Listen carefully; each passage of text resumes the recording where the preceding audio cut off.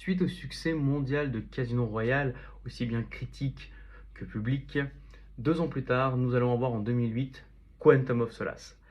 Alors, première fois dans l'histoire de la saga James Bond, on aura 2 films qui vont se suivre, l'un juste après l'autre au niveau de l'histoire et on reprend là où Casino Royale s'est terminé. Donc en fait, vous avez James Bond qui, part en course-poursuite avec Mr. White, qui était le méchant du premier film, et il va essayer de démanteler toute cette organisation terroriste qui était derrière le chiffre et tout ça.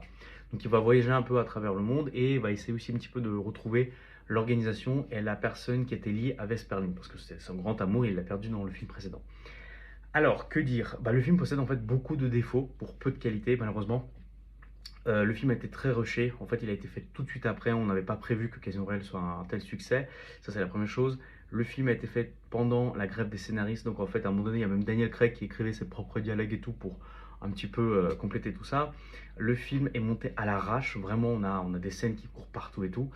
C'est un choix artistique, mais le problème, c'est qu'entre le scénario un petit peu ciselé, le montage haché, tout ça ensemble fait que le film il est un petit peu regardable et on a du mal à le suivre.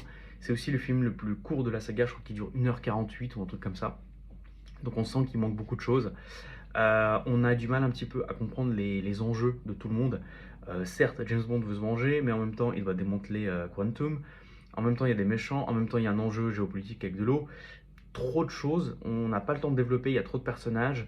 On retrouve Felix Leiter, mais tout ça, c'est trop. En fait, c'est un mixeur. Globalement, c'est un film qui est peu apprécié par les fans, malgré le fait qu'il y a des très bonnes idées. Vraiment, on a essayé d'exploiter des choses comme ça avec les ressources naturelles. Ça n'a pas fonctionné.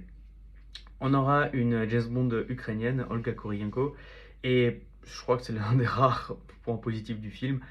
Sinon, Daniel Craig, il fait ce qu'il peut, en fait. Donc voilà, c'est un film que j'aime pas beaucoup, pour être honnête. Je lui donne la note de 2 sur 10. Il est pas terrible, mais c'est ni un bon James Bond, ni un bon film.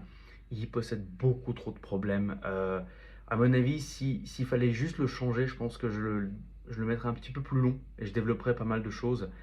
Et j'ai réécrit quelques scènes. Donc voilà. Donc honnêtement, passez votre chemin. Vous pouvez passer directement de Casino Royale à Skyfall et presque ça passe. Donc voilà. N'hésitez pas à liker, à vous abonner et à commenter. Et on se retrouve demain pour le plus gros succès de la saga. Allez, ciao.